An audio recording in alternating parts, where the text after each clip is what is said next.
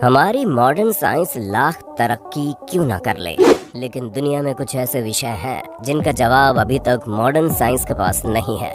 जिनमें से सबसे बड़ा विषय आत्मा का है।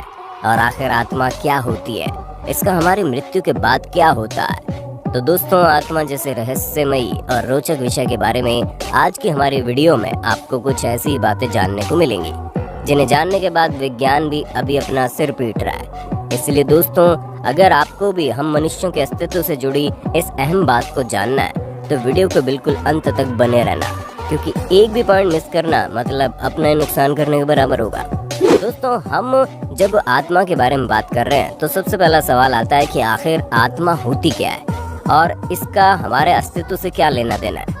अब इसके जवाब में हम आपसे ये कहना चाहेंगे कि इस विषय पर कई सारी डिबेट सालों से हो रही है, जहाँ पर हर किसी को आत्मा को लेकर अपनी अलग परिभाषा देनी होती है।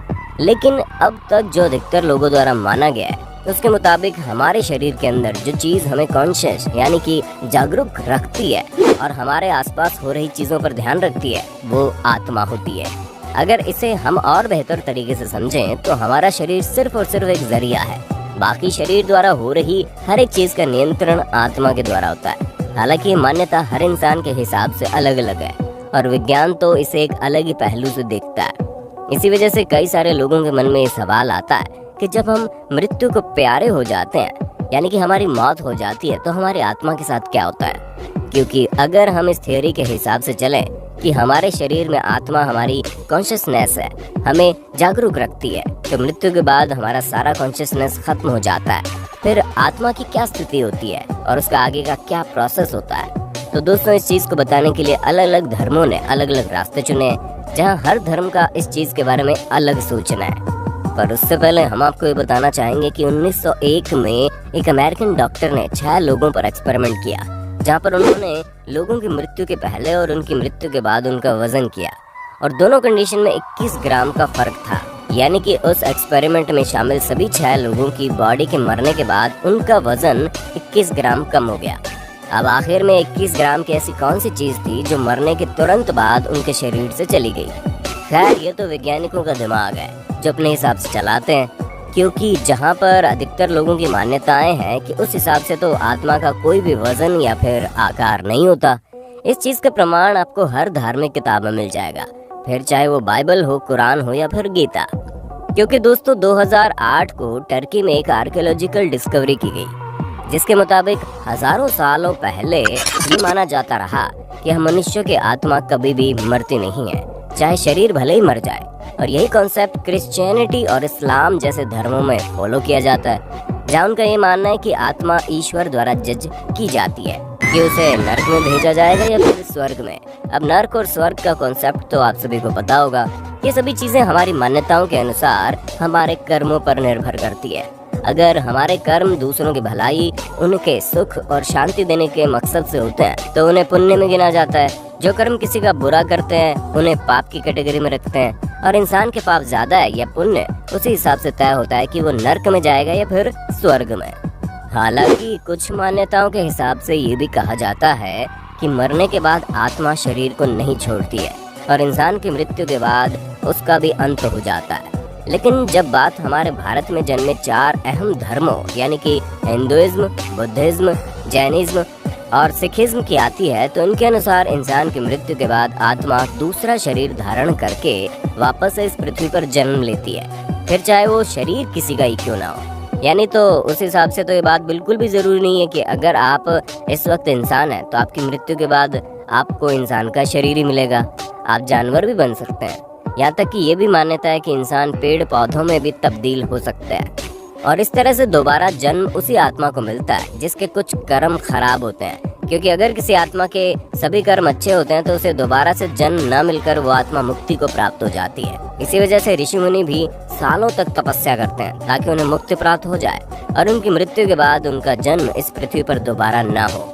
क्योंकि उनकी मान्यताओं के अनुसार पृथ्वी पर तरह तरह की भावनाओं के साथ इंसान को जीवित रहना पड़ता है और ये चीज उनके मुताबिक सही नहीं है, क्योंकि पृथ्वी पर जन्म जितना ही अच्छा माना जाता है उतना ही बुरा।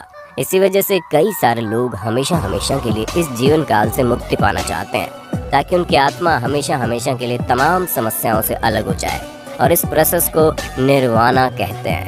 हालांकि कई सारे फिलोसोफर्स का आत्मा के बारे में अपने अलग विचार हैं और उन सभी के अनुसार आत्मा एक ऐसी चीज है जो हमारे शरीर के अंदर होती है, लेकिन उसका एक अहम हिस्सा हम पर राज करता है। और इसी चीज को तमाम फिलोसोफर्स ने अपने हिसाब से समझाने की कोशिश की है। जहाँ पर एक प्राचीन फिलोसोफर के हिसाब से आत्माएं पेड़ों में, जानवरों में और इंसानों में अलग होती है, क्योंकि जब बात पेड़ की आती है तो पेड़ के अनुसार आत्मा का काम सिर्फ पृथ्वी पर आकर निरंतर बढ़ते रहने का होता है और उसी प्रोसेस में वो प्रकृति का एक हिस्सा बन जाते हैं, जिस वजह से वो हमें ऑक्सीजन प्रदान करते हैं। हालांकि ये चीज इंसान और जानवरों पर भी लागू होती है, लेकिन बाकी जो चीजें हैं वो पेड़ों पर लागू नहीं होती है। जैसे कि आत्मा का रूप सेंसिटिविटी का होता है, जो हम इंसान तो महसूस करते ही करते हैं, जानवर भी महसूस करते हैं, क्योंकि वो आसपास का दुख और दर्द सब कुछ महसूस करते हैं और चीजों को समझने की कोशिश करते हैं।